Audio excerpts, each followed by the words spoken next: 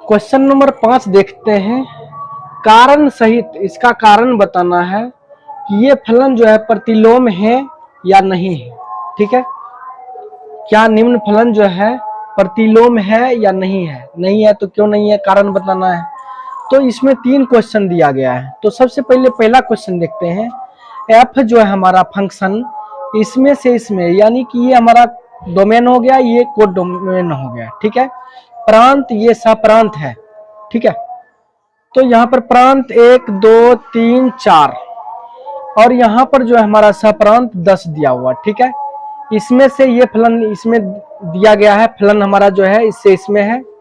अब यहाँ पर फलन जो है दिया भी गया है 1 से 10 में, 1 का जो है इमेज 10 है और 2 का भी इमेज कितना है, 10 है। फिर 3 का भी इमेज 10, 4 का भी 10, यानी 3 का भी 10 और 4 का भी 10। तो सबसे पहले ये समझते हैं प्रतिलोम फलन किसको कहते हैं। ये तो हम वैसे पढ़ा रखे हैं, व्युत्क्रमणीय फलन या प्रतिलोम फलन, दोनों एक ही बात हुआ। तो हम इसको कैसे पहचानेंगे? जब कोई फलन 1 और ओंटो, ठीक है, 1 और ओंटो दोनों होगा। ठीक है, दोनों होना चाहिए। अगर एक है एक नहीं है तो हम बोलेंगे यह प्रतिलोम फलन नहीं है। दोनों होगा तब हम इसको कहेंगे कि यह फलन जो है प्रतिलोम है। ठीक है, प्रतिलोम फलन है या व्युत्क्रमणीय फलन है। तो चेक करेंगे आप कैसे वन वन कैसे चेक करेंगे। तो 1 के लिए हम पढ़ चुके हैं पहले फलन में कि एक इमेज का, ठीक है, एक इमेज का यहाँ पर थोड़ा सा लिख लेते हैं। एक इमेज का एक प्रीमेज, मतलब एक लाइन खींचना चाहिए और वॉन्टो को प्रत्येक प्रीमेज का इमेज होना चाहिए। अब समझते हैं थोड़ा सा यहाँ पर फिगर पर। यहाँ पर क्या है, इसको कहते हैं इमेज, इसको कहते हैं प्रीमेज। तो जितना भी इमेज है इसमें सबका जो है एक एक बनना चाहिए था, मतलब जितना भी इसमें एलिमेंट रहेगा सबका एक बनना चाहिए। लेकिन 10 इसमें तो एक ही एलिमेंट है, लेकिन एक ही का 4 गो यहाँ पर प्रीमेज बन रहा है। ठीक है, लेकिन क्या 1 बोल रहा है एक इमेज का एक ही प्रीमेज होना चाहिए। ठीक है, एक का एक ही, लेकिन यहाँ पर तो एक का 4 हो रहा है, तो ये 1 नहीं होगा। अब जैसे ही 1 नहीं हुआ तो हम सीधे बता देंगे कि यह फलन जो है प्रतिलोम नहीं है। ठीक है, तो यहाँ पर लिखने का तरीका अपना अपना अलग है।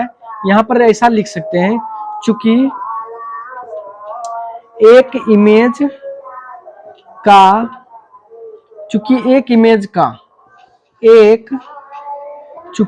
इमेज का एक प्रीमेज नहीं बन रहा है, इसलिए यह फलन 1 नहीं है।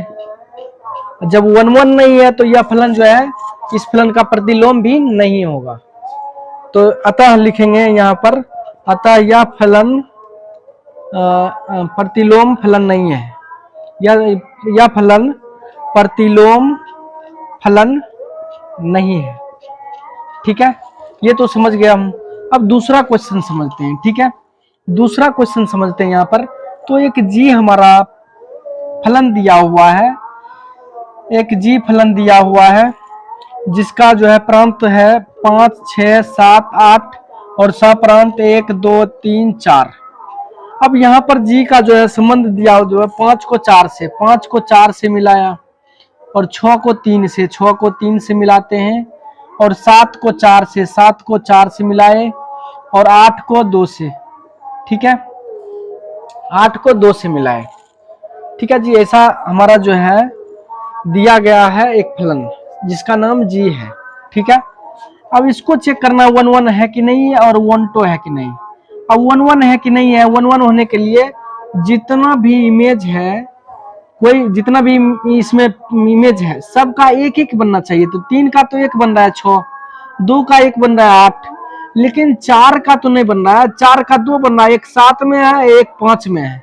4 का यहाँ पर 2 गो प्रीमेज बन रहा है। तो लिखेंगे 1 के लिए, 1 के लिए लिखना है क्या कि एक इमेज का एक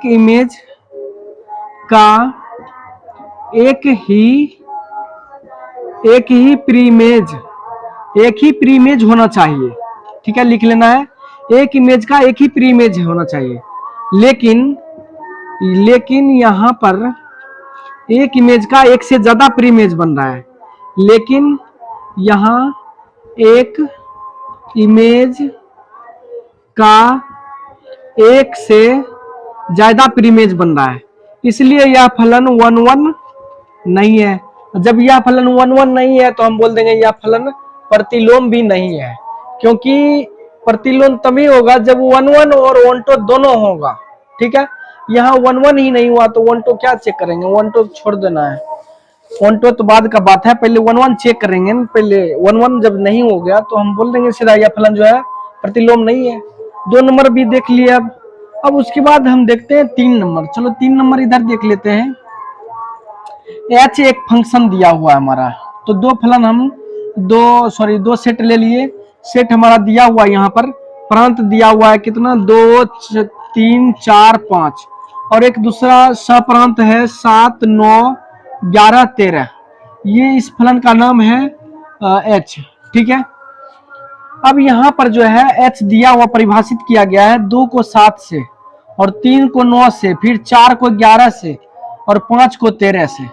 तो इसमें देख रहे हैं अब 1 1 और 1 2 चेक करने का नियम क्या है, 1 1 और 1 2 हम ये दोनों चेक करेंगे। तो 1 1 क्या कह रहा था कि एक इमेज का एक ही प्री इमेज। अब 4 गो एलिमेंट है, 4 का एक एक तो ही बन रहा है, इसका भी एक, इसका भी एक, इसका भी एक, इसका भी एक बन रहा है। लेकिन यहाँ पर 4 में 2 का बन रहा था, इसलिए 1 1 नहीं हुआ था।